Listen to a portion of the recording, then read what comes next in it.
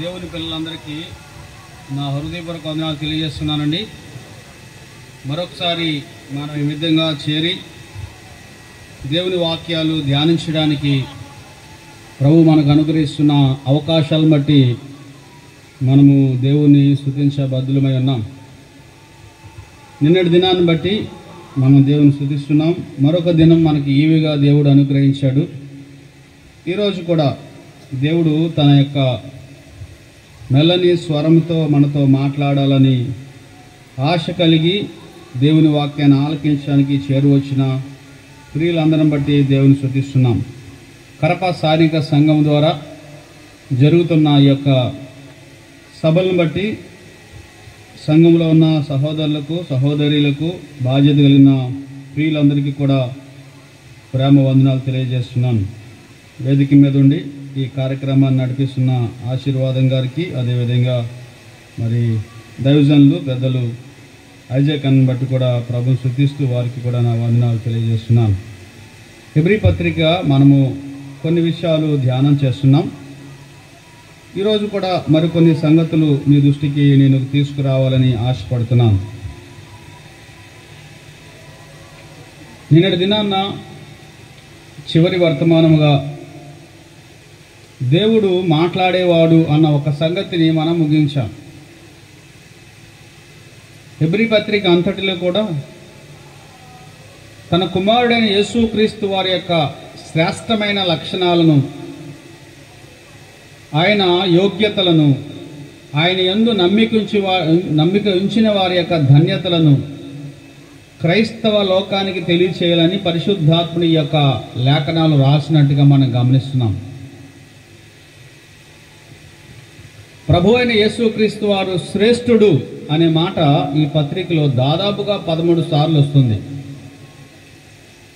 ఆయన ఎలాగూ శ్రేష్ఠుడో, ఏ విధంగా శ్రేష్ఠుడో అన్నవి ఒకదాని తర్వాత ఒకటి పరిశుద్ధాత్ముడు చాలా తేటగా వివరించినట్టుగా చూడవచ్చు. ఆరంభంలోనే మనం గమనించాం, పూర్వకాలమందు నానా సమయంలో నానా విధములుగా మన పితరులతో మాట్లాడిన దేవుడు అని. ప్రార్థన చేద్దాం. ప్రార్థన చేసి దేవుని వాక్కులు మనము ధ్యానం చేద్దాం. 1 నుంచి 14 వచనాలు ఆరంభంగా చదువుకుని ప్రార్థనతో దేవుని మాటలు మనం ధ్యానం చేయాలని నేను ఆశపడుతున్నాను. ఈరోజు ఈ అధ్యాయాన్ని మనము సంపూర్తిగా కొన్ని విషయాలు ధ్యానం చేయాలని నేను ఆశ కలిగి ఉన్నాను. ఆరంభంగా 14 వచనాలు నేను చదువుతాను. తర్వాత చదవగలిగిన వారు సహాయం చేయవలసిందిగా మనవి చేస్తున్నాను. హెబ్రీ పత్రిక 1వ అధ్యాయము 1వ వచనం నుంచి 14 వచనాలు. పూర్వకాలమందు నానా సమయములలోను నానా విధములుగాను ప్రవక్తల ద్వారా మన పితరులతో మాట్లాడిన దేవుడు ఈ దినముల అంతమందు కుమారుని ద్వారా మనతో మాట్లాడను. ఆయన ఆ కుమారుని సమస్తమునకు వారసునిగా నియమించెను. ఆయన ద్వారా ప్రపంచములను నిర్మించెను.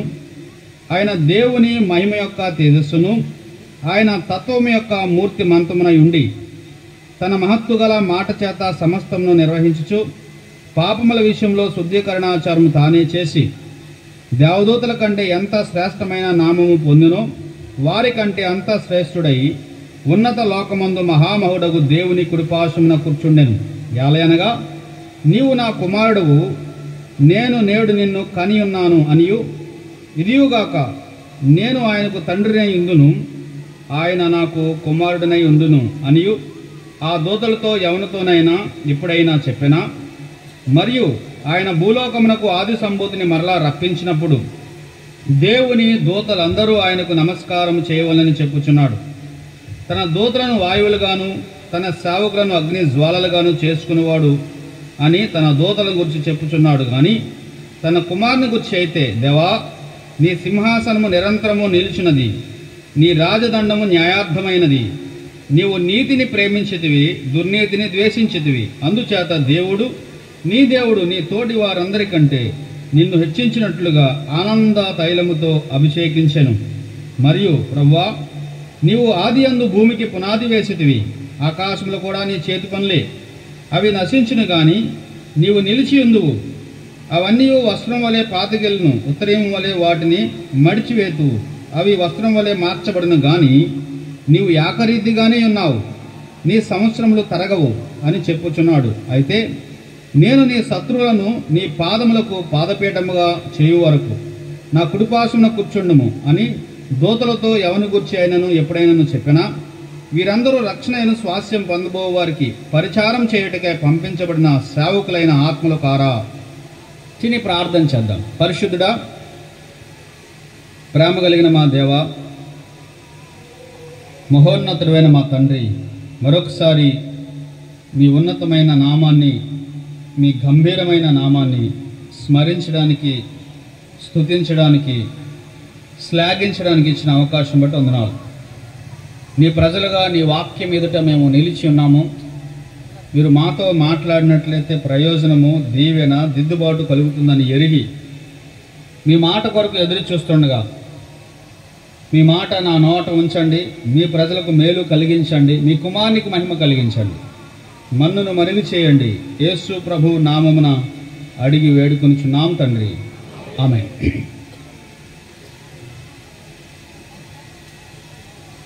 ఆయన మాట్లాడేవాడు అన్న సంగతి మొదటి వచనంలోనే చాలా స్పష్టంగా రాయబడినట్టుగా మనం గమనిస్తున్నాం. నిన్న అన్ని విషయాలు మనం ధ్యానించడానికి అవకాశం లేకుండా ఉన్న కారణాన్ని బట్టి కొన్ని మాత్రమే ఆ అంశాన్ని మనము ఆలోచించాం. దేవుడు మాట్లాడేవాడు ఆలకించేవారు ఉన్నారా? దేవుడు మాట్లాడేవాడు అంగీకరించేవాళ్ళు ఉన్నారా? దేవుడు మాట్లాడేవాడు వినేవాళ్ళు ఉన్నారా? దేవుడు మాట్లాడేవాడు దిద్దుకునేవారు ఉన్నారా? ఈ ప్రశ్నలకు సమాధానం మనమే చెప్పాలి. ఆయన ఆరంభము నుంచి మాట్లాడుతూనే వస్తున్నాడు. దినముల అంతమంది కూడా మాట్లాడుతున్నాడు. కాబట్టి ఆయన మాట మేలును కలిగిస్తుంది, ఆయన మాట దీవెనను కలిగిస్తుంది, ఆయన మాట క్షేమాన్ని కలిగిస్తుంది. కాబట్టి ఆయన మాట వినడం ఎంత శ్రేష్టమో ఆ విన్న మాటను అనుసరించడం కూడా అంతే శ్రేష్టం. వినేవారు ఉన్నారు కానీ అనుసరించే వాళ్ళు చాలామంది లేరు. దానికంటే వెనకపోవడమే మంచిది. మీరేమనుకున్నా కానీ విన్నాము అంటే అనుసరించాలి, అనుసరించడానికి ప్రయత్నం చేయాలి, సహాయం ఆయన దగ్గర నుంచే కోరుకోవాలి. ఒక మాట మనం చూద్దాం, తర్వాత మన ధ్యానంలోనికి వెళ్దాం.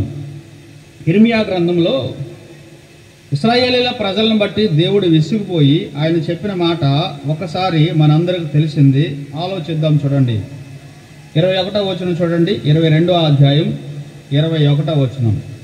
నీ క్షేమ కాలములో నీతో మాట్లాడుతుని కానీ నేను వినని నీ వంటివి అన్నాడు. ఇప్పుడు మాట్లాడాడంటండి, నీ క్షేమ కాలంలో నేను నీతో మాట్లాడుతుని, నువ్వు సుఖంగా ఉన్నప్పుడు, నువ్వు బాగుగా ఉన్నప్పుడు, నెమ్మదిగా ఉన్నప్పుడు నేను నీతో మాట్లాడాను. నువ్వేమంటున్నావు? నేను విననంటివి అన్నాడు. ఇంకొక మాట కూడా చెప్పాడు, నా మాట వినకపోవుట బాల్యము నుండి, లేదా నీ బాల్యం నుండి నీకు వాడుక అని చెప్పాడు. ఇశ్రాయేలీలను బట్టి దేవుడిచ్చిన స్టేట్మెంట్ ఏంటంటే, అప్పటికి వాళ్ళు చెరలోనికి వెళ్ళిపోతారు. కొంతమంది ఆల్రెడీ చెరగొనబడ్డారు. నా మాట వినకపోవడం, నా మాట అంగీకరించకపోవడం బాల్యము నుండి నీకు వాడుక అన్నాడు.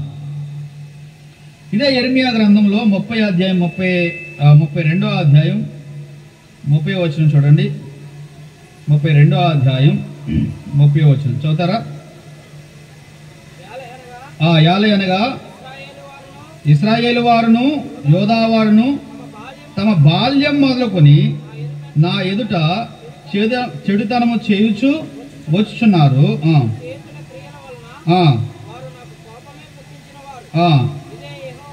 ఇదే యెహోవా వాక్కు అన్నాడండి. ఇశ్రాయేలు వారు యోధా వారు దేవుని ఎదుట ఎలా ఉండాలని ఆయన కోరుకున్నాడు. మీరు నా ప్రజలు, నేను మీ దేవుణ్ణి, మీరు సర్వలోకానికి కూడా వెలుగుగా ఉండాలి అని ఆయన వారు కోరుకుంటే, బాల్యము నుండి కూడా ఆయన ఎదుట చెడుతనము చేయటమే నేర్చుకున్నారంట. ఆయన కోపాన్ని రేపడమే వారు పనిగా పెట్టుకున్నట్టుగా మనం గమనిస్తున్నాం. కాబట్టి దేవుని మాట ఆలకించి ఆలోచించి లోబడితే సంఘానికి క్షేమం, విశ్వాసికి క్షేమం. మనందరికీ క్షేమాధారమైనది ఏంటంటే దేవుని మాట ఆలకించడం. అందుకే ప్రారంభంలోనే పరిశుద్ధాత్ముడు పూర్వకాలమందు నానా సమయంలో నానా విధములుగా ప్రవక్తల ద్వారా మన పితరులతో మాట్లాడిన దేవుడు అని చెప్పాడు. ఇది మనకి వ్యక్తిగతంగా ఒక్కసారి ఆపాదించుకుంటే మనతో కూడా అలాగే మాట్లాడాడు కదా. నానా సమయాల్లో మాట్లాడాడు, నానా విధంగా మాట్లాడాడు. దానికి మన స్పందన ఏంటి? అనారోగ్యంగా ఉన్నప్పుడు దేవుడు సూటిగా మనతో ఎన్నిసార్లు మాట్లాడలేదు, మనం ఎన్ని తీర్మానాలు చేయలేదు. కుటుంబ వ్యవస్థ ఒక్కసారి కుదుపుకు గురైనప్పుడు, పిల్లలు మాట విన్నప్పుడు, లేకపోతే అనివార్యమైన కార్యాలు పిల్లల జీవితాల్లోనికి మన జీవితాల్లోనికి చొప్పించబడినప్పుడు దేవుని ఎదుట మనం ఎన్ని తీర్మానాలు చేశాం? లేదా క్షేమంగా ఉన్నప్పుడు నెమ్మదిగా ఆయన మనతో మాట్లాడినప్పుడు ఆయనకి మనం ఎన్ని వాగ్దానాలు చేశాం? ఇశ్రాయేలీలతో కూడా నానా విధాలుగా నానా సమయాల్లో ఆయన మాట్లాడుతూ వచ్చాడు, కానీ వారు బాల్యము నుండి ఆయన మాట వినకపోవడం వారికి వాడుక అంట. వారి గురించి ఈజీగా మనం చెప్తాం, ఎందుకంటే రాయబడింది కాబట్టి. మన కోసం కూడా రాస్తే చాలా విషయాలు చెప్పొచ్చు. అది రాయబడ్డాయి కాబట్టి వారి యొక్క లోపాలు ఈజీగా మనం చెప్పేయచ్చు. కానీ ఒకవేళ మన కొరకు దేవుడు రాయించుంటే ఎన్ని ప్రసంగాలు చేయొచ్చో మీరే ఆలోచించండి. కాబట్టి మాట వినడం శ్రేష్టం. అదే దేవుని గ్రంథంలో రాయబడింది. బలి అర్పించడం కంటే మాట వినడం శ్రేష్టం. ఆరాధన చేయడం కంటే మాట వినడం శ్రేష్టం. దేవుని మాట మనకి ఏం తీసుకొస్తుందంటే మేలును, దీవెనను, క్షేమాన్ని తీసుకొచ్చేదిగా ఉంది. ఎందుకు ఈ సభలో, ఎందుకు ఈ వర్తమానాలు, అసలు దైవ గ్రంథం ఎందుకు ఇవ్వబడింది? నువ్వు మాట వింటావని కదా. ఏ మాట? దేవుని మాట. నిన్న మనం ధ్యానించాం, సృష్టిలో ప్రతిదీ ఆయన మాట వింటుంది. సూర్యచంద్రుడికి ఒకసారి చెప్పాడు దేవుడు, సూర్యుడితో చెప్పాడు, నీ పదములో పరిగెట్టని. ఎన్ని సంవత్సరాలు అయిందో సృష్టి ఆరంభించబడి నాకు తెలియదు, కానీ ఇప్పటి వరకు ఒక సెకండ్ లేట్ అవ్వలేదు. ఎవరో? సూర్యుడు. భూమితో చెప్పాడు, నువ్వు నీ ముఖాన్ని మార్చుకుని తిరుగు అని, అంటే భూభ్రమణం చేయమని. కక్షలోంచి ఒక ఇంచు కిందకి కానీ ఒక ఇంచు పైకి కానీ వెళ్ళలేదు, అదే కక్షలో పరిగెడుతుంది. సృష్టిలో ఉన్నవన్నీ కూడా ఆయన మాటకు తూచా తప్పకుండా లోబడతాయి అన్నమాట. ఒక్క వ్యక్తి, ఆయన ప్రేమించేవాడు, ఆయన పోలికలో ఉన్నవాడు, స్వచిత్తం ఇవ్వబడినవాడు మాత్రం ఆయన మాట వినకపోవడం వాడికైపోయిందనమాట. ఆలోచించు. పోని ఆయన మాట వినకపోవడం వల్ల నువ్వేమైనా పరిణితి సాధించావా? పురోగవృద్ధి వచ్చిందా? దీవెన వచ్చిందా? ఆనందం వచ్చిందా? సంతోషం వచ్చిందా? అభివృద్ధి వచ్చిందని ఆలోచించుకో, ఒకసారి లెక్క వేసుకో. పెళ్ళిళ్ళు ఎలా చేయాలి అని దేవుడు మన అందరితో చెప్తాడు, కానీ అక్కడికి వచ్చేటప్పుడు మనం చాలా తేడా చేస్తాం. చాలా విషయాలు ఆయన స్పష్టంగా మాట్లాడతాడు, మన అందరికీ తెలుసు. మాట వినకపోవడం మన వాడుకగా ఉన్నట్టుగా మనం గమనిస్తున్నాం. ఇశ్రాయేలుని బట్టి ఆయన విసిగిపోయింది ఒకటే, నేను మాట్లాడుతున్నాను, ఆకాశం ఆలకిస్తుంది, భూమి చెవిస్తుంది, గాడిద కూడా తన సొంత వాడిని తోటి నెరుగుతుంది, కానీ నేను పెంచి పెద్దవారు చేసిన వీరు మాత్రం నా మీద తిరగబడుతున్నారు, వినకుండా వాళ్ళు ఏం చేస్తున్నారంటే మొరాయిస్తున్నారు అని దేవుడు వాపోస్తున్నట్టుగా మనం గమనిస్తున్నాం. వాక్యము ఎంత విన్నా కానీ ఒక్క విషయం మీరు గమనించాలి, ఆయన మాట విని ఎవడు వణుకునో వాడిని ఆయన ఏం చేస్తాడంటే దృష్టించేవాడుగా ఉన్నాడు. ఇక్కడి నుంచి కనీసం ఈరోజు ప్రభు ఈ మాట నాతో మాట్లాడాడు అని దాన్ని బట్టి అనుసరించడానికి ఎంతమంది నిర్ణయించుకుంటారో వారిని బట్టి దేవుడు ఏం చేస్తాడండి? ఆనందించేవాడు ఉంటాడు. ఈరోజు ఈ కొత్త సంగతి తెలుసుకున్నాను, ఈరోజు కొత్త మెసేజ్ వినపడింది, ఈరోజు కొత్త సంగతులు నాకు ఎంతగానో ఆనందం కలిగించాయి, అది మంచిదే, నేను కాదంటలేదు. కానీ ఆ కొత్త సంగతులు నీవు అన్వయించుకోవడానికి, ఆపాదించుకోవడానికి, నడుచుకోవడానికి నీవు వ్యక్తిగతంగా తీసుకున్న తీర్మానాలు ఏంటి? ఒకసారి ఆలోచించాలి. ఈ యొక్క సింహావలోకనం లేకుండా, ఈ స్వీయ పరిశీలన లేకుండా వింటూ వింటూ వింటూ పోతే ఉగ్రతను సమకూర్చుకుంటూ వెళ్ళిపోతామన్నమాట. ఎవరికి ఎక్కువ ఇవ్వబడుతుందో వారి వద్ద ఎక్కువ లెక్క తీసుకోబడుతుంది.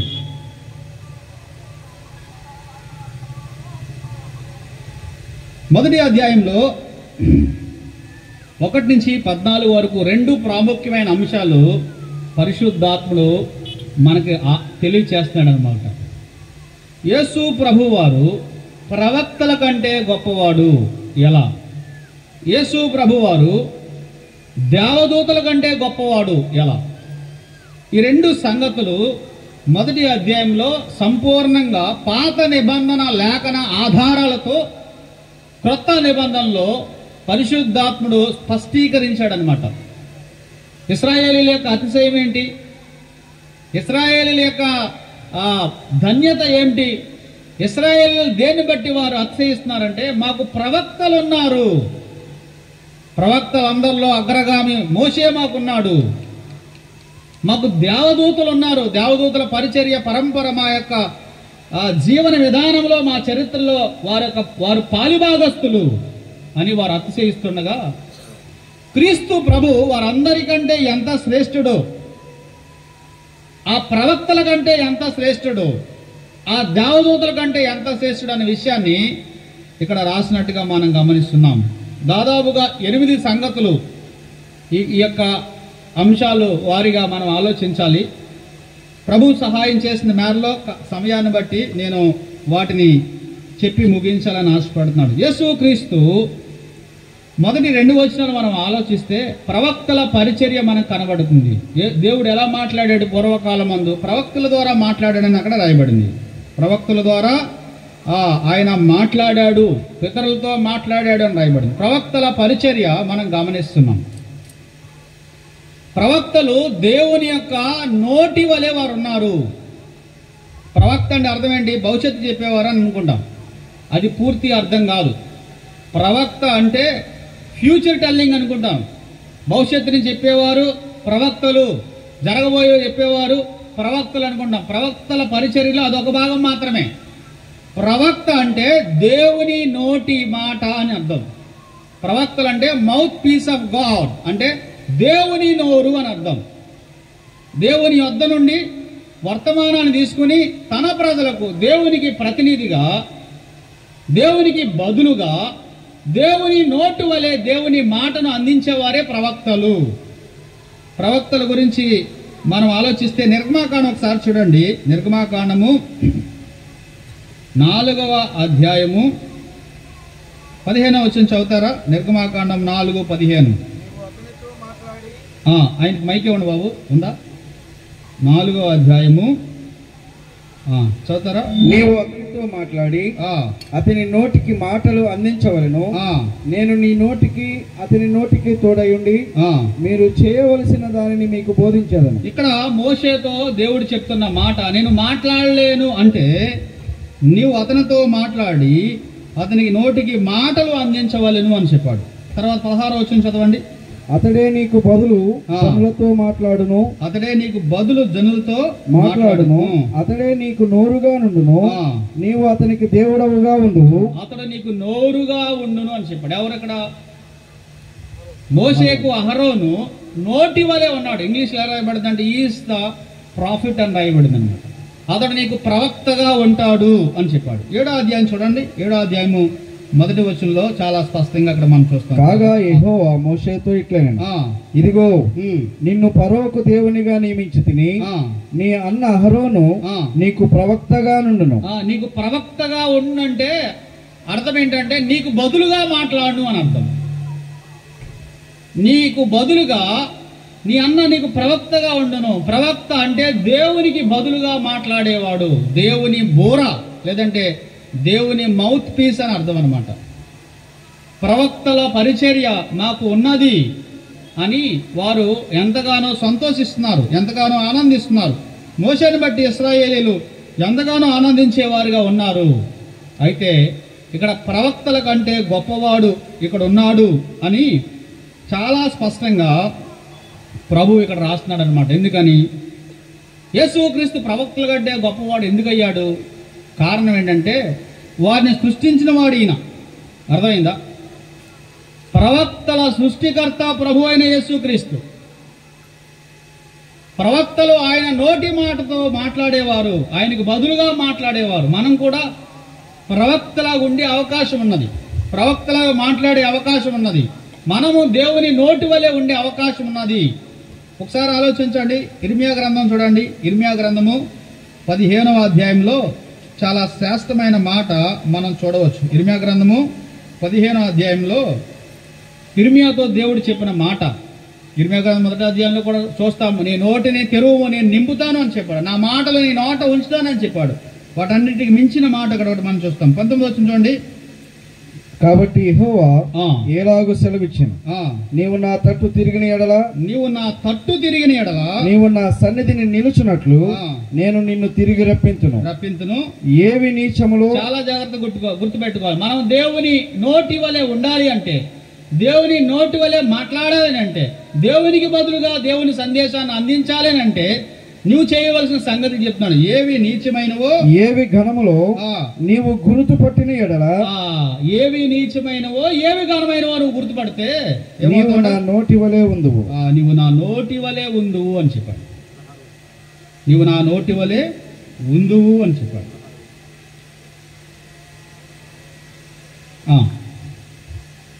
నీవు నా నోటి వలె ఉందువు అని చెప్పాడు. మనం దేవుని నోటి వలె ఎలా ఎప్పుడు మాట్లాడగలం? ఏవి నీచమైనవో ఏవి ఘనమైనవో నీకు తెలియాలి. ఏది పడితే అది మాట్లాడితే, ఎప్పుడు పడితే అప్పుడు మాట్లాడినప్పుడు అవుతారేమో కానీ తర్వాత మన గురించి ఏం చెప్తారో మనకే తెలుసు. కొంతమంది తెలిసినా మాట్లాడుతూనే ఉంటారు, ఆపరది. ఇంకా అలాంటి వాళ్ళని ఎవరు అవుతారు? కానీ ఇక్కడ చాలా స్పష్టంగా దేవుడు చెప్తున్నాడు, నీచమైనవేంటో ఘనమైనవేంటో నువ్వు గుర్తుపడితే నీవు నా నోటి వలె ఉంటావు. ఇర్మియా, ఈ ప్రజల మధ్య నేను నా మాట నీ నోట ఉంచి ఉన్నాను, కాబట్టి నీవు నా నోటి వలె ఉండాలంటే ఘనమైనవేవో ఘనహీనమైనవేవో, దేవునికి మహిమ తెచ్చేవేవో దేవునికి మహిమను తీసివేసేవేవో నువ్వు తెలిసి ఉండాలి అని చెప్పాడు. నీవు గుర్తుపట్టాలి, అప్పుడు నీవు నా నోటి వలె ఉంటావు అని చెప్పాడు. అందుకే అప్పుడు ఏం చెప్పాడు? వారు నీ తట్టుకు తిరగవలను గాని నీవు వారి తట్టునకు తిరగకూడదు అని చెప్పాడు. వారు నీ తట్టు తిరిగేలా నేను చేస్తా, వారు నీ మాటలు వినేలా నేను చేస్తా, నీ మాటలకు వారిని కట్టెల వలె చేస్తా, నీ నోట నా మాటలు అగ్ని వలె చేస్తా అనే విషయాలు కూడా ఇర్మియాతో దేవుడు చెప్పినట్టుగా మనం గమనిస్తున్నాం. ప్రవక్తలు దేవునికి బదులుగా మాట్లాడేవారు, కానీ ప్రవక్తల సృష్టికర్త ఎవరండి? యేసు ప్రభు. Is the creator of all the prophets. ప్రవక్తల్ని పంపించిన వాడు ఈయనే, ప్రవక్తల్ని సృష్టించిన వాడు ఈయనే, ప్రవక్తల్ని ఆయన ఏర్పరిచిన వాడు అయినా కాబట్టి ప్రవక్తలు ఆయనకు బదులుగా మాట్లాడుతున్నారు. ప్రవక్తల సృష్టికర్తగా మనం ఇక్కడ చూస్తున్నాం. యోహాను సువార్త చూడండి, 1వ అధ్యాయము. మనందరికీ తెలిసిన మాట అది. యోహాను సువార్త 1వ అధ్యాయం చూడండి. 1వ అధ్యాయంలో దేవుడు చాలా స్పష్టంగా ఈ మాటలు తెలియజేశాడు. 1వ అధ్యాయం 1వ వచనం చూడండి. ఆదియందు వాక్యం ఉండెను, వాక్యము దేవుని యొద్ద ఉండెను, వాక్యము దేవుడై ఉండెను. 3 సార్లు వాక్యము అని చెప్పాడు. ఆది అందన్నాడు, దేవుని యొద్ద ఉన్నదన్నాడు, దేవుడై ఉన్నాడు అన్నాడు. 2వ వచనం చూడండి, ఆయన అన్నాడు. ముందు వాక్ అన్న ఆయన్నే ఇప్పుడు పేరు మారుస్తున్నాడు. ఆది అందు వాక్యం ఉండెను, వాక్యము దేవుని యొద్ద ఉండెను, వాక్యము దేవుడై ఉండెనని 1వ వచనంలో చెప్పిన తర్వాత ఆ వాక్కి మరొక సర్వనామం కలుగుతున్నాడు అన్నమాట. ఆయన అన్నాడండి. వాక్కు రూపుగా ఉన్నవాడు ఆయన. ఏంటంట? ఆది యందు దేవుని యొద్ద ఉండెను, సమస్తమును ఆయన మూలముగా కలిగెను. వాక్కు రూపుగా ఉన్న ఆయన ప్రవక్తలను సృష్టించాడు, ప్రవక్తలను ఆయన కలుగజేశాడు. కాబట్టి ప్రవక్తల కంటే ఆయన ఎలాంటి వాడండి? గొప్పవాడు. ఇర్మియా, యెషయా, ఇంకా ఎంతమంది ప్రవక్తలు ఉన్నారో వారందరి సృష్టికర్త ఎవరండి? యేసు ప్రభు.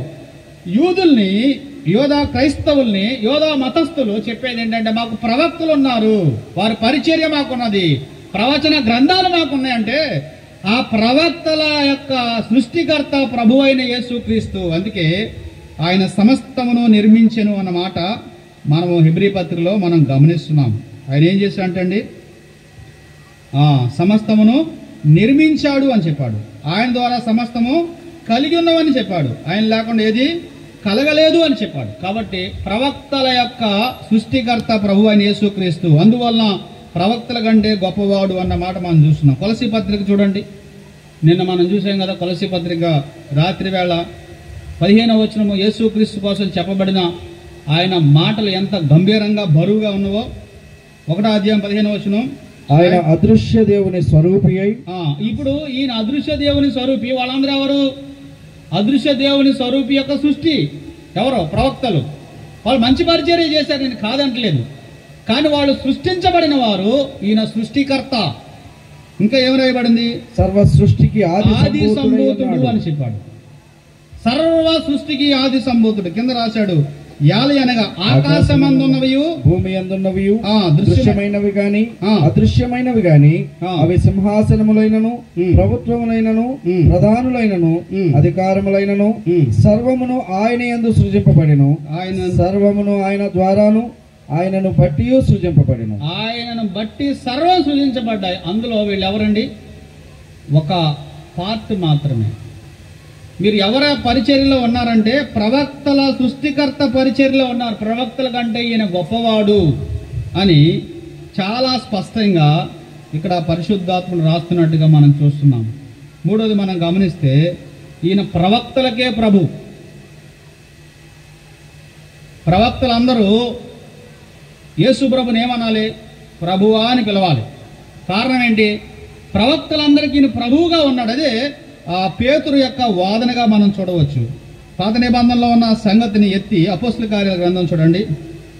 అపోస్తల కార్యాల గ్రంథము 30వ వచనం నుంచి మనం చూస్తే 2వ అధ్యాయము, పౌలు ఇశ్రాయేలీలతో మాట్లాడుతున్నప్పుడు తన మొట్టమొదటి వర్తమానం వారితో చెప్తున్నప్పుడు ఆయన చెప్పిన సందర్భం మనము చూడవచ్చు. 29 నుంచి చదువుదామా? సహోదరులారా, మూల పురుషులకు దావీదును గూర్చి మీతో నేను ధారాళముగా మాట్లాడవచ్చును. దావీదు కోసం దంచి కొట్టవచ్చు అంటండి మెసేజ్లు. ధారాళంగా మాట్లాడచ్చు, బోలంత కంటెంట్ ఉంది. మూల పురుషుడకు దావీదు గురించి మీతో ధారాళంగా మాట్లాడవచ్చును అన్నాడు. అయితే ఎవరి గురించి మాట్లాడాలనుకుంటున్నాడు ఇప్పుడు? దావీదు కోసం ధారాళంగా మాట్లాడగలను, కానీ నేను మాట్లాడాలనుకునేది ఏంటంటే దావీదుకు ప్రభు అయిన వారి గురించి మాట్లాడాలనుకుంటున్నాను అని చెప్పాడు. కింద దావీదు ప్రవక్త ఏం చెప్పాడంట చూడండి, చదవండి. అతడు చనిపోయి సమాధి చేయబడెను, అతని సమాధి నేటి వరకు మన మధ్యనున్నది. అతడు ప్రవక్త అయి ఉండెను గనుక అతని గర్భఫలములలో నుండి అతని సింహాసనం మీద ఒకని కూర్చుండబెట్టుదును అని దేవుడు తనతో ప్రమాణపూర్వకంగా. 34 దావీదు పరలోకములకు ఎక్కిపోలేదు, అయితే అతడు ఇట్లనెను, నేను నీ శత్రువులను నీ పాదముల క్రింద పాదపీఠముగా ఉంచు వరకు నీవు నా కుడిపార్శ్వమున కూర్చుండుమని ప్రభువు నా ప్రభువుతో చెప్పాను. ప్రభువు అని దావీదు చెప్పిన నా ప్రభువు నా ప్రభువుతో చెప్పాను. తండ్రిని ప్రభు అన్నాడు, కుమారుని ప్రభు అన్నాడు. దావీదు ఏమై అన్నాడంట? ప్రవక్త అయ్యుండి. దావీదు ఎంత మంచి ప్రవక్త, ఎంత మంచి రాజో మనందరికీ తెలుసు. దావీదు ఇశ్రాయేలీల ప్రజాంగానికి, జనాంగానికి ఆయన ఒక కొలబద్దగా ఉన్నాడు. అందుకే ఈజ్ ద మెజరింగ్ రాడ్ అంటారనమాట. నీ తండ్రి అయిన దావీదు నడిచినట్టు నీవు నడుచుకోలేదు అని చెప్పేవాడు. పాత నిబంధన భక్తులందరినీ, లేకపోతే రాజులందరినీ దేవుడు దావీదు అనే స్కేల్తో పోల్చేవాడంట. తక్కువ చేయడం కొంటే తీసి పడేసేవాడంట. కానీ క్రొత్త నిబంధన తన కుమారునితో పోల్చడం ప్రారంభించాడు. అందుకే పాత నిబంధనకు క్రొత్త నిబంధనకు మధ్య వ్యత్యాసం మనకు తెలియకపోతే పొరపడతాం. దావీదు గురించి ధారాళంగా నేను మాట్లాడగలను, కానీ నేను మాట్లాడాలనుకుంటుంది ఎవరి కోసం అంటే దావీదు ప్రవక్త ఉండి ఎవరిని ప్రభువుగా సంబోధించాడు ఆ వ్యక్తి కోసం మాట్లాడాలనుకుంటున్నాను అని చెప్పాడు. అర్థమైందా? ఈయన ఎవరో తెలుసా? ప్రవక్తలకే ప్రభువుగా ఉన్నాడు. యేసు ప్రభు కూడా ఇదే మాట చెప్పాడు. చూడండి, మత్తయి సువార్త 22వ అధ్యాయము. మత్తయి సువార్త 22వ అధ్యాయంలో యేసు ప్రభు ఈ విషయాన్ని ఆయన ఉటంకించినట్టుగా మనం చూడవచ్చు. 22వ అధ్యాయము 41వ వచనం చదువుదామా? ఒకప్పుడు పరిసయ్యులు కూడి ఉండగా యేసు వారిని చూసి, క్రీస్తును గూర్చి మీకేమి తోచుచున్నది? ఆయన ఎవరి కుమారుడని అడిగాను. వారు ఆయన దావీదు కుమారుడని చెప్పిరి. అందుకు ఆయన, అలాగైతే నేను నీ శత్రువులను నీ పాదముల క్రింద ఉంచు వరకు నీవు నా కుడిపార్శ్వమున కూర్చుండమని ప్రభువు నా ప్రభువుతో చెప్పెను అని దావీదు ఆయనను ప్రభువని ఆత్మ వలన ఏల చెప్పుచున్నాడు. అది అలా చూడండి, అది 45 దావీదు అని ప్రభు అని చెప్పిన ఎడల ఆయన ఎలాగో అతనికి కుమారుడని వారిని అడుగగా ఎవడనో మారు మాట చెప్పలేకపోయాను, మరియు ఆ దినము నుండి ఎవడు ఒక ప్రశ్న అడగలేదు. దావీదుకి ఆయన ప్రభువు, దావీదు ప్రవక్త అని యేసు ప్రభు చెప్పాడు. దావీదు ప్రవక్త అని పేతురు చెప్పాడు. దావీదు గురించి ధారాళంగా మాట్లాడవచ్చు అని చెప్పాడు. కానీ ప్రవక్తలకే ప్రభు ఎవరండి? యేసుక్రీస్తు. అందుకే అపోస్తల కార్యాల గ్రంథంలో ఈ పేతురు అపోస్తల కార్యాల గ్రంథంలో 1వ అధ్యాయం నుంచి 9వ అధ్యాయం వరకు కూడా ఈయనకున్న ఆలోచనలు వేరు. కానీ పరిశుద్ధాత్ముడు బయలుపరిచినప్పుడు పేతురు చెప్పిన మాట మీరు చూడండి. 36వ వచనం, 10వ అధ్యాయం 36వ వచనం. మనందరికి తెలిసిందే కదా, యేసుక్రీస్తు అందరికీ ప్రభు. అప్పుడే ఎందుకు చెప్పాడు? ఇది ఈ సందర్భం మనం గమనించాలి. ఏ సందర్భంలో పేతురు యేసుక్రీస్తు అందరికీ ప్రభు అంటున్నాడు? అక్కడ కొర్నేలి ఇంటివారు మారు మనసు పొందడానికి, అన్యులు మారు మనసు పొందడానికి, సమరయులు మారు మనసు పొందడానికి పరిశుద్ధాత్ముడు ఒక ద్వారం తెలిచాడు. అన్నాడు, దేవుడు పరిశుద్ధపరిచిన వాటిని మనుషులు నిషిద్ధం అనకూడదు అని చెప్పాడు. అప్పుడు దాకా యేసు ప్రభు ఎవరికి ప్రభు అనుకున్నాడు? పేతురు యూదులకు మాత్రమే ప్రభు అనుకున్నాడు, యూదులకు మాత్రమే దేవుడు అనుకున్నాడు, యూదులకు మాత్రమే రక్షకుడు అనుకున్నాడు. కానీ అర్థమైంది, ఆయన అందరినీ చేర్చుకోబోతున్నాడు. యేసుక్రీస్తు అందరికీ ప్రభు. పైన ఏం చెప్పాడు? 34వ వచనం, దేవుడు పక్షపాతి కాడని నిజముగా గ్రహించి ఉన్నాను అన్నాడు. అర్థమైందా? మనం ఆరాధించే ఆయన ప్రవక్తలకే ప్రభు. పాత నిబంధన గ్రంథంలో ఎంతమంది ప్రవక్తలు ఉన్నారో వారందరికీ ప్రభు ఈయనే. దావీదు ప్రవక్త ఉండి ఆయనను ప్రభువా అని పిలుస్తున్నాడు. ప్రవక్తలందరూ ఆయన గురించే ప్రవచించారు. కాబట్టి యేసుక్రీస్తు ప్రవక్తల కంటే గొప్పవాడు అన్న మాట చాలా స్పష్టంగా ఆయన చెప్తున్నారు. మరి ఎవరైనా? ఈయన కుమారుడు. రాత్రి కొంత ధ్యానం చేశాం. ప్రవక్తలు ఎవరు? పరిచారకులు. ప్రవక్తలందరూ కూడా యేసుక్రీస్తు పరిచారకులు, తండ్రి అయిన దేవుని పరిచారకులు. మరి ఈయనెవరు? తండ్రికి కుమారుడు. ఇది చాలా విశేషమైన సంగతి. ఒక తండ్రికి కుమారుడు విలువ ఎక్కువైన వాడా, లేకపోతే వాళ్ళ ఇంట్లో పనిచేసే కూలి వాళ్ళు విలువైన వారా? మీకు అర్థం అవ్వాలంటే ఈయన కుమారుడు. ఇప్పుడు మీ ఇంటికి ఎవరైనా వచ్చారనుకోండి, గెస్ట్ వచ్చారనుకోండి, ఏమని మీరు పెద్ద బాగా కుబేర్లు అనుకోండి, మీ ఇంట్లో 100 మంది సేవకులు ఉన్నారనుకోండి. సేవకులు అంటే కూలివాడు లేకపోతే పనివాడు. ఒకే ఒక కుమారుడు ఉన్నారనుకోండి, గెస్ట్ వస్తే ఏం చెప్తారు? వీళ్ళందరూ మా పనోళ్ళు, ఈయన మా కొడుకు, అందువల్ల మీరందరూ వాళ్ళకి నమస్కారం పెట్టండి అంటాడు. ఎవరిని ఎక్కువగా పరిచయం చేస్తాడు? కుమారుడు ఎక్కువ పరిచయం చేస్తాడు కదా. ఈయన నా ప్రియ కుమారుడు అని దేవుడు చాలా స్పష్టంగా చెప్తున్నాడు. అందుకే ఎవరితోనైనా ఎప్పుడైనా చెప్పినా అని ఎందుకు అన్నాడు అనుకున్నారు?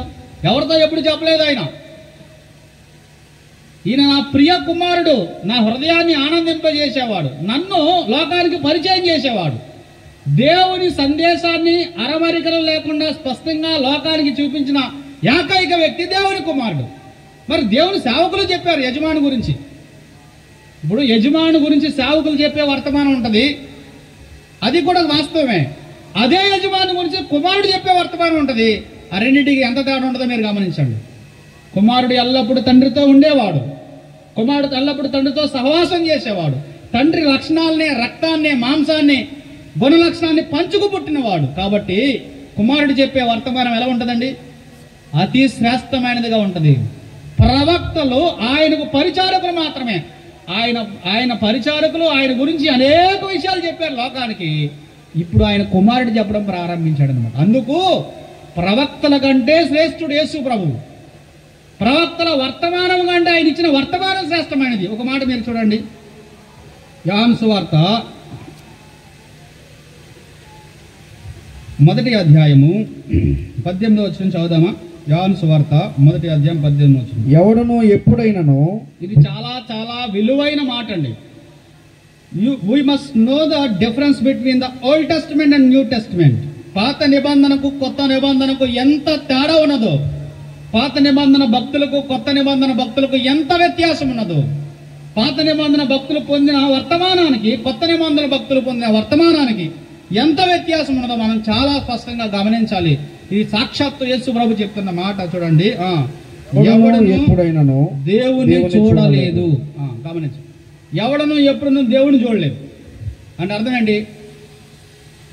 ఆదాము మొదలుకొని యేసుక్రీస్తు వరకు కూడా ఎవరు దేవుని చూడలేదు. కానీ వర్తమానాలు చెప్పారా లేదా? చాలా వర్తమానాలు చెప్పారు. దేవుని చూడని వారు దేవుని గురించిన వర్తమానాలు చాలా చెప్పారు. అవి వాస్తవాలే, నేను కాదని చెప్పలేదు. కానీ ఇప్పుడు డిఫరెన్స్ ఏంటంటే, ఇప్పుడు చూడండి, ఎవడును ఎప్పుడైనా దేవుని చూడలేదు, తండ్రి రొమ్మున తండ్రి రొమ్మునున్న అద్వితీయ కుమారుడే ఆయనను బయలుపరచెను అన్నాడు. వారు వర్తమానం చెప్పాడు, ఈయన ప్రత్యక్షపరిచాడు. అది తేడా. అర్థమైందా?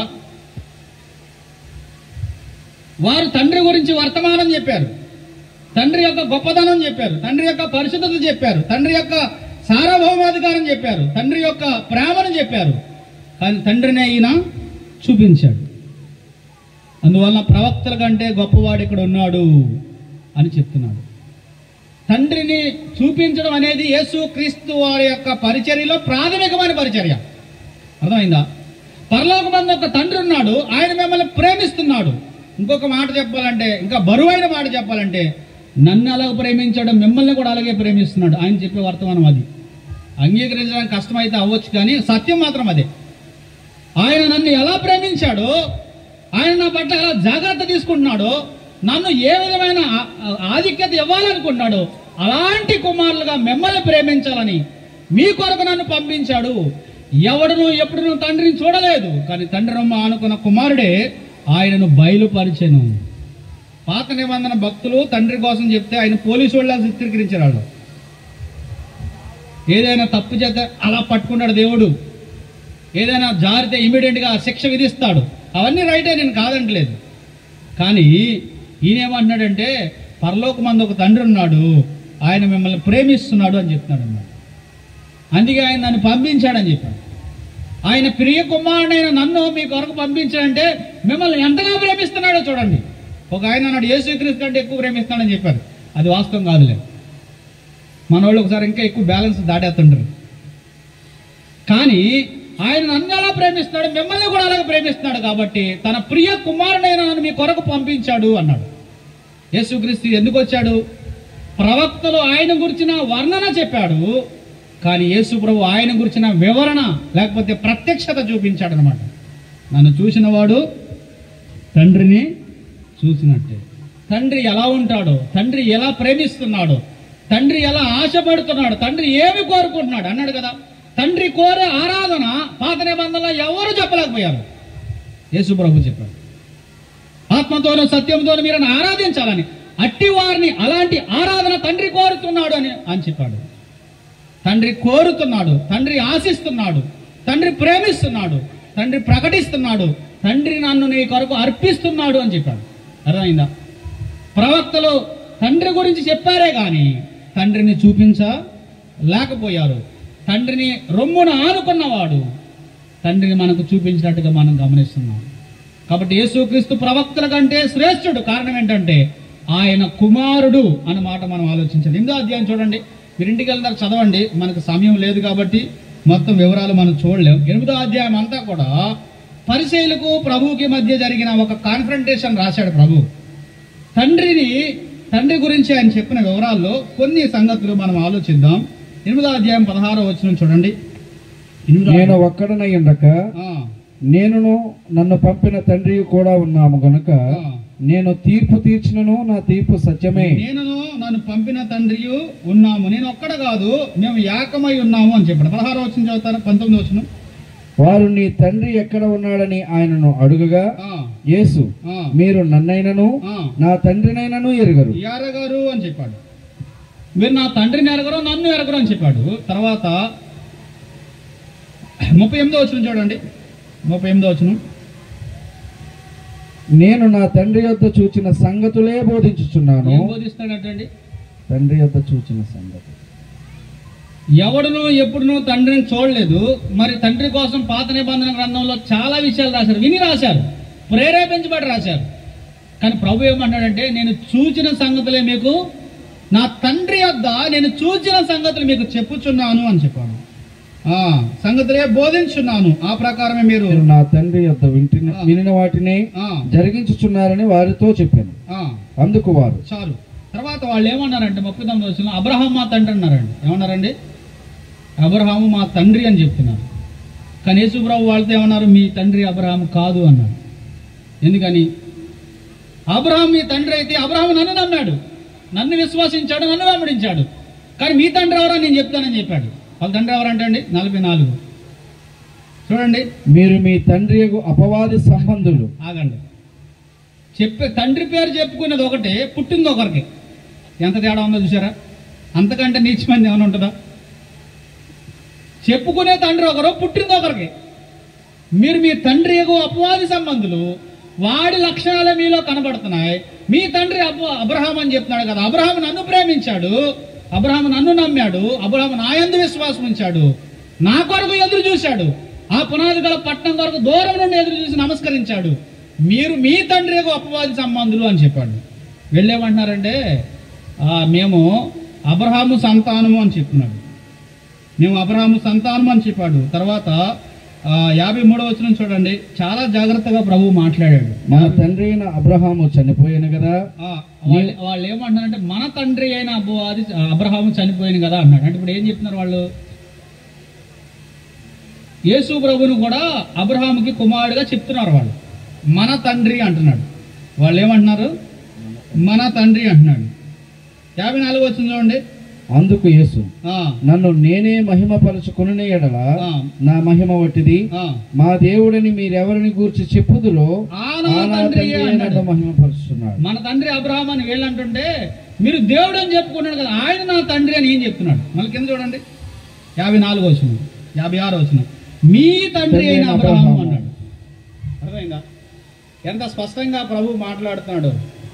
నా తండ్రి వద్ద నేను చూసిన సంగతులు, నా తండ్రి వద్ద ఏవి విన్నానో ఏవి చూశానో అవే నేను మీకు బోధిస్తున్నాను. మీరు అపవాది సంబంధులు కాబట్టి మీరు నా మాట వినరు అని చెప్పాడు. అర్థమైందా? ఒకసారి ఆలోచించండి. ప్రవక్తల కంటే ఈయన శ్రేష్ఠుడు. ఎందుకంటే ప్రవక్తలు ఆయన పరిచారకులు మాత్రమే. కానీ ఈయన ఎవరండి? ఈయన ప్రవక్తల సృష్టికర్తగా మనం గమనిస్తున్నాం, ప్రవక్తలకు ప్రభువుగా మనం గమనిస్తున్నాం, ఈయన కుమారుడుగా మనం గమనిస్తున్నాం. కుమారుడు చెప్పిన వర్తమానం ఎంత శ్రేష్టమైందో మీరు ఆలోచించండి. అందుకే ఈ దినములంతమందు తన కుమారుని ద్వారా మనతో మాట్లాడుతుంది. 2వ అధ్యాయం అందుకే చెప్పాడు, ఎంత గొప్ప రక్షణ నిర్లక్ష్యం చేసిన ఎలాగ తప్పించుకుంటారు అని చెప్పాడు. ఆయన కుమారుడే నేరుగా చెప్తున్నాడు. మనకు తెలుసు కదా, 5వ అధ్యాయంలో మనం నిన్న కూడా ఒకసారి దాన్ని ఆలోచించాము.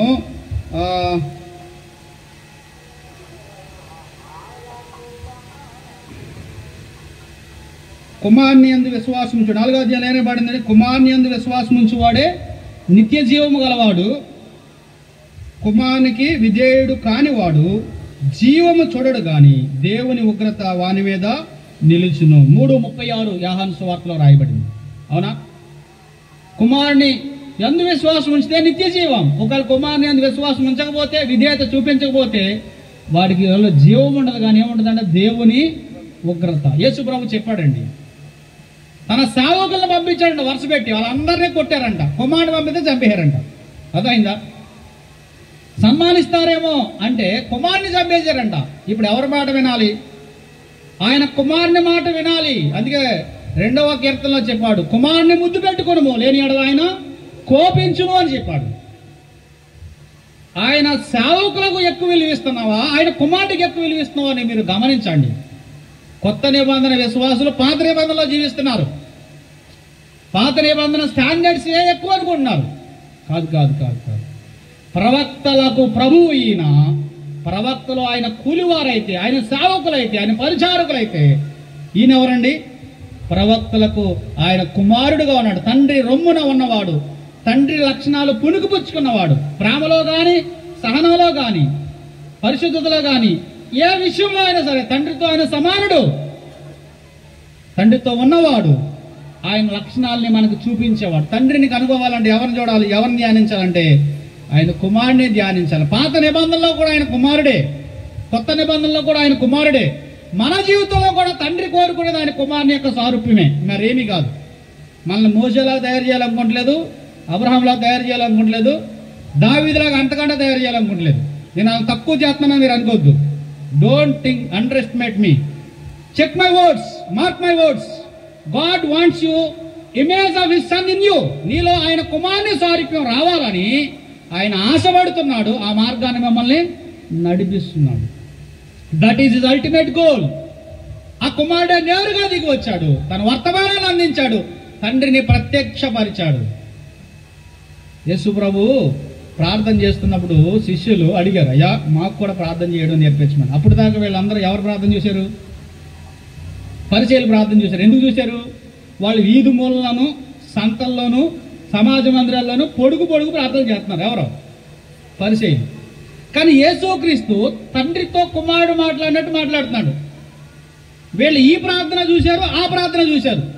అందువల్ల ఆయన ఏమడిగారంటే, ప్రభువా మాకు ప్రార్థన చేయడం నేర్పించమంటే ఆయన ఏమన్నాడు తెలుసా? మీరు ప్రార్థన చేయనప్పుడు పరలోకమందున్న మా తండ్రి అని ప్రారంభించండి అని చెప్పారు. అర్థమైందా? తండ్రిని మనకు పరిచయం చేసిన వాడు, తండ్రితో మనల్ని అనుసంధానం చేసిన వాడు ఆయన కుమారుడే.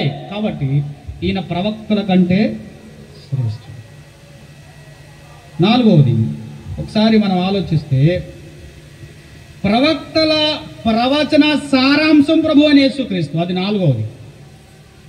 ఎవరండి ఈయన? ప్రవక్తల ప్రవచనాల సారాంశం లేదా ప్రవక్తల ప్రవచనాల నెరవేర్పు. ప్రవక్తలందరూ ఏకకంఠంతో, ముక్త కంఠంతో ఎలుగెత్తి చెప్పింది ఎవరికంటే, ఆయన వస్తాడు వస్తాడు వస్తాడు అని చెప్పాడు. పాత నిబంధన, కొత్త నిబంధన 3 మాటల్లో చెప్పవచ్చు. ఆయన వస్తాడు అని ఆదికాండం 3వ అధ్యాయం నుంచి 15వ వచనం నుంచి ఆరంభమైంది. ఆయన వస్తాడు వస్తాడు అని చెప్పారు. 4 సువార్తలు ఆయన వచ్చాడు వచ్చాడు అని చెప్పారు. ఇప్పుడు ఆయన మరలా వస్తాడు అని ప్రకటన గ్రంథం వరకు చెప్తున్నాం. అంతే. ఎవరి కోసం చెప్పబడింది ఇది? యేసు ప్రభు గురించే. ఈ ప్రవక్తలందరూ కూడా ఎవరి కోసం ప్రవచించారు అంటే, మెస్సయ్య రాబోతున్నాడు, ఆయన ప్రియ కుమారుడు రాబోతున్నాడు, ఆయన మహిమ కలిగిన దేవుని కుమారుడు ఈ లోకానికి వచ్చి మనందరి కొరకు బలి అవబోతున్నాడు.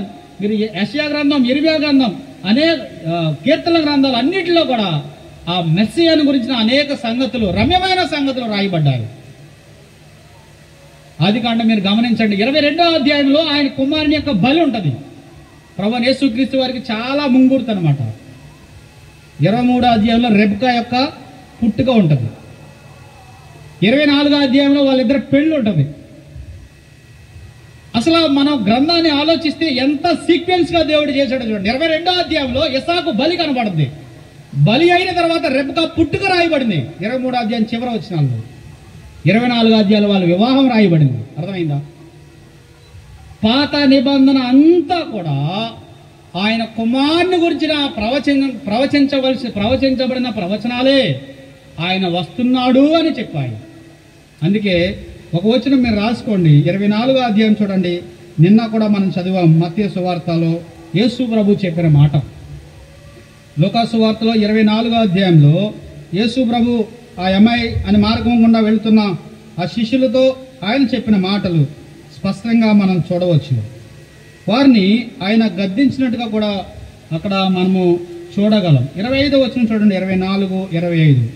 అందుకు ఆయన, అవివేకులారా, ప్రవక్తలు చెప్పిన మాటలన్నిటినీ అన్నాడు. ఏంటంటండి? ప్రవక్తలు చెప్పిన మాటలన్నిటినీ నమ్మని మందమతులారా అన్నాడు. ప్రవక్తలన్నీ ఎవరు చెప్పారు? ఎవరి కోసం చెప్పారు? నా కోసమే కదా చెప్పారు. నన్నే మీరు సిలివేశారు, నేను తిరిగి లేస్తానన్న సంగతి చెప్పారు. ఆయన మరలా ఆరోహణం అవుతాడన్న సంగతి చెప్పారు. అన్ని విషయాలు నా కోసం చెప్పారు. మీరు మందమతుల్లాగా ఉన్నారు అన్నారు. యేసు ప్రభు పరిచయంతో చెప్పిన మాట ఏంటో తెలుసా? లేఖనములైనను వాటి శక్తినైనా ఎరగక మీరు పొరబడుతున్నారు. You don't know the power of the scriptures.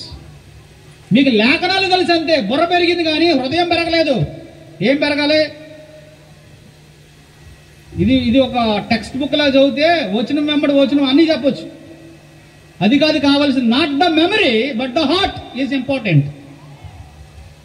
నీ యొక్క జ్ఞానము కాదు, నీ తెలివి కాదు, నీ యొక్క గుర్తింపు కాదు, కానీ నీ యొక్క హృదయం పెరగాలి అన్నాడు.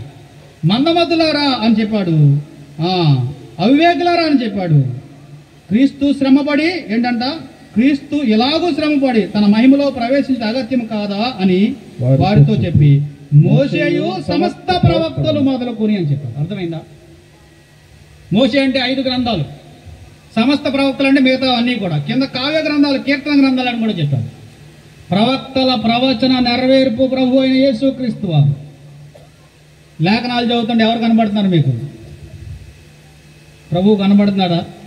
ప్రభు కనబడాలని చదువుతున్నారా? ప్రభువుని నేర్చుకోవాలని చదువుతున్నారా? ఆ సారూప్యం రావాలని చదువుతున్నారా? ఆయన్ని మీరు వెతకండి. ఆయన సుందరుడు, 10,000లో ఇట్టే గుర్తింపదగిన వాడు. ప్రభువుని లేఖనాల్లో వెతకడం మన యొక్క ధన్యత, మన యొక్క దీవెన. ఆయన్ని వెతకడానికే మొత్తం ఇవ్వబడినాయి. ఆయన్ని పక్కకు గంటేసి మిగతావన్నీ ఎదిగారు ఎవరో ఇశ్రాయేలీలు. అందుకే నేటికి వారికి యుద్ధం మిగిలింది.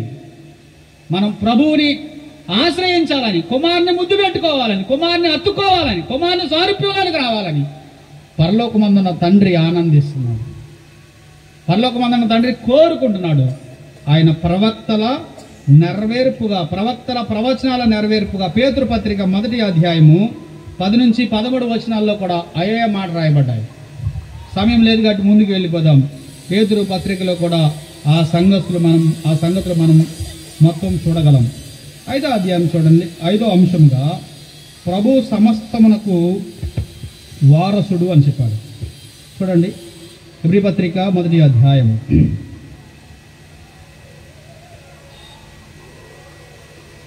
1వ అధ్యాయం 2వ వచనం. ఈ దినముల అంతమందు కుమారుని ద్వారా మనతో మాట్లాడెను. ఆయన ఆ కుమారుని సమస్తమునకు వారసునిగా నియమించెను అన్నాడు. ఈయన ఎవరంటండి? వారసుడు. ఎవరు? కుమారుడు వారసుడు. మరి ప్రవక్తలు ఎవరు? సేవకులు. వారు పరిచారకులు మాత్రమే. ఆస్తి పంచుకునేవారు ఎవరు? కుమారులా లేకపోతే పరిచారకులా? ఈయన నాకు వారసుడు అని చెప్తున్నాడు. ఆయన సమస్తమునకు వారసుడిగా తండ్రి నియమించాడంట ఆయన కుమారుణ్ణి.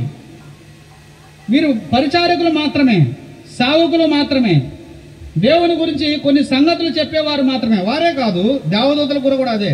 దేవదూతలకి ఈ సంగతులన్నీ కూడా ఆపాదించవచ్చు. వాళ్ళు కూడా, వాళ్ళ సృష్టికర్త కూడా ఈయనే, వాళ్ళ పరిచర్య పొందే ఆయన కూడా ఈయనే, వాళ్ళ ఆరాధ దైవం కూడా ఈయనే, వారిని నియమించిన వాడు కూడా ఈయనే. కాబట్టి ఆ దేవదూతలు కూడా ఈయనకి పరిచారకులే అని చెప్పాడు. ఆయన సృష్టియే అని చెప్పాడు. ఈ 1వ అధ్యాయంలో 2 కంపారిటివ్గా మనం ధ్యానం చేయాలి. ప్రవక్తలు ఎలాగైతే ఆయన పరిచారకులో, దేవదూతలు కూడా ఆయన పరిచారకులే. ప్రవక్తలు ఎలాగైతే ఆయన సృష్టియో, దేవదూతలు కూడా ఆయన సృష్టి. ప్రవక్తలు ఎలాగైతే ఆయన గురించి ప్రవచించారో, దేవదూతలు కూడా ఆయన గురించి సేవించారు, బోధించారు. కానీ ఈయనెవరు? ఈయన సృష్టికర్త. ఈయనెవరు? ఈయన కుమారుడు. ఈయనెవరు? సమస్తమునకు వారసుడు అని చెప్పాడు. వారసుడిగా ఉన్నవాడు అని చెప్పాడు. కాబట్టి మనలను కూడా ఆయన వారసుడిగా చేయాలని ఆశపడుతున్నాడు. చూడండి, కొలసీ పత్రిక, ఇది చాలా ప్రాముఖ్యమైన అంశం. కొలసీ పత్రిక 1వ అధ్యాయం, రాత్రి చదువుకున్న అంశాన్ని ఒకసారి మనం ధ్యానం చేద్దాం. 1వ అధ్యాయం 13వ వచనం. ఆయన మనలను అంధకార సంబంధమైన అధికారం నుంచి విడుదల చేసి అన్నాడు. మనం ఆయన కుమారులమే, కానీ అమ్మబడ్డాం. అపవాదికి అమ్మబడ్డాం. అపవాది బంధకాల్లో ఉన్నాం. కాబట్టి ఆయన మనల్ని ఏం చేస్తున్నాడంట? విడుదల చేసి తాను ప్రేమించిన తన కుమారుని యొక్క రాజ్య వారసులుగా చేసేను అన్నాడు. అర్థమైందా? ఆయనే వారసుడు కాదు, ఆయన రాజ్యానికి నీవు వారసుడిగా ఉన్నాడంట. ఎంత బాగుంది. ఒకడు గోతులో పడిపోయాడంట. చాలా పెద్ద బురద పోయా. లేవలేక అరుస్తున్నాడంట, రక్షించండి రక్షించండి అని. ఆ దారిని పోతున్న ఒక మహానుభావుడు వాడి దగ్గర ఆగి వాడిని బయటికి లాగాడంట.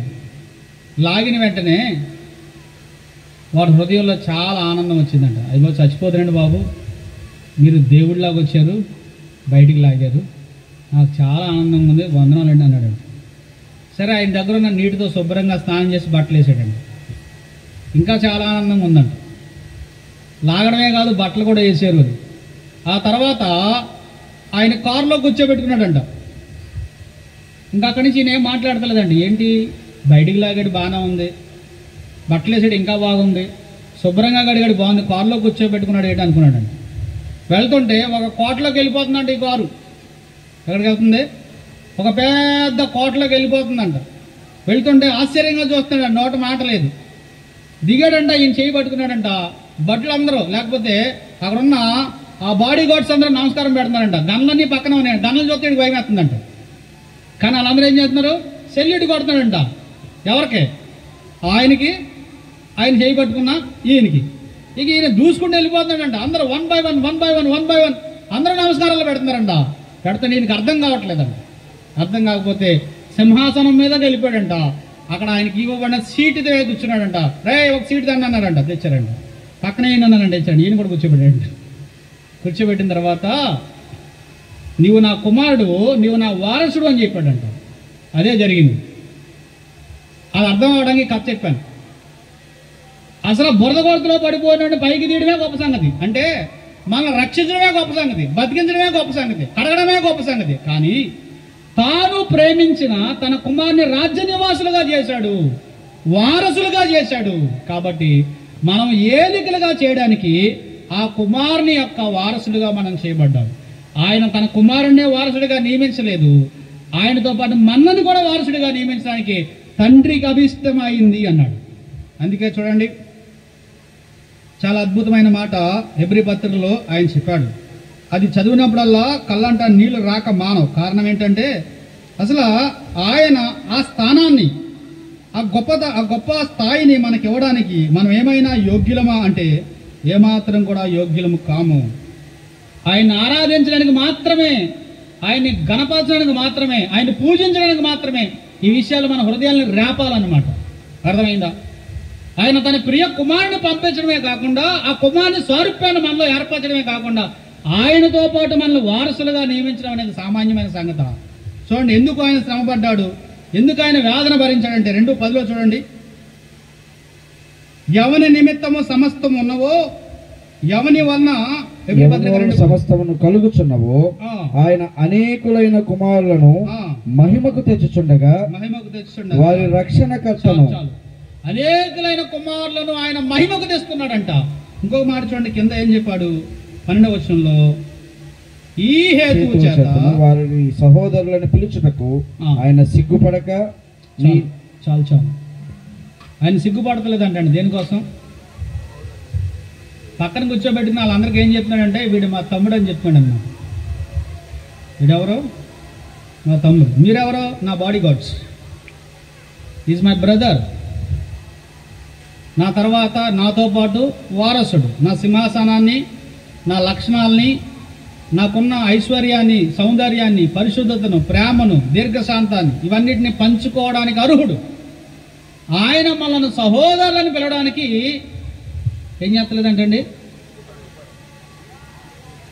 సిగ్గుపడతలేదంట.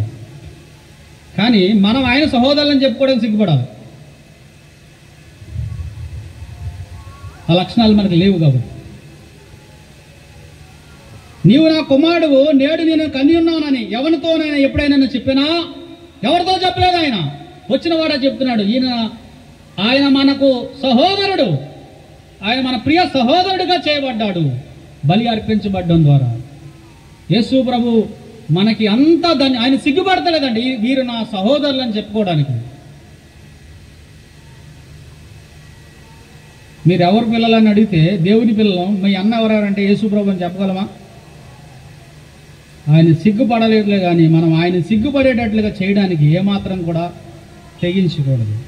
ఈయన ప్రవచనాల సారమై ఉన్నాడు, ప్రవక్తల సృష్టికర్త అయి ఉన్నాడు, ప్రవక్తలకు ప్రభు అయి ఉన్నాడు, ఈయన కుమారుడై ఉన్నాడు, ఈయన వారసుడై ఉన్నాడు. అందువల్ల ఈయన ప్రవక్తల కంటే శ్రేష్ఠుడు. ప్రార్థన చేసుకుందాం. ప్రియ ప్రభువా, మీ వందనాలు, మీ అనంత జ్ఞానాన్ని బట్టి స్తోత్రాలు. మీ కుమారుని ద్వారా ఈ దినములంతమంది మాతో మాట్లాడుతున్నందుకు వందనాలు. ఎవడును ఎప్పుడునూ తండ్రిని చూడలేదు, తండ్రి రొమ్మను ఆనుకున్న ఆయన కుమారుడే ఆయన మిమ్మల్ని మాకు బయలుపరిచాడు. మీతో అనుసంధానం చేయడానికి ఆయన అర్పించబడ్డాడు.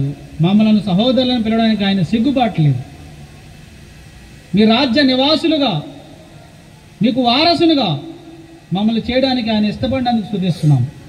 ఆ లక్షణాలు మాలో ఉండడానికి సహాయం చేయము. యేసు ప్రభు నామములో అడిగి వేడుకొనుచున్నాం తండ్రి, ఆమేన్.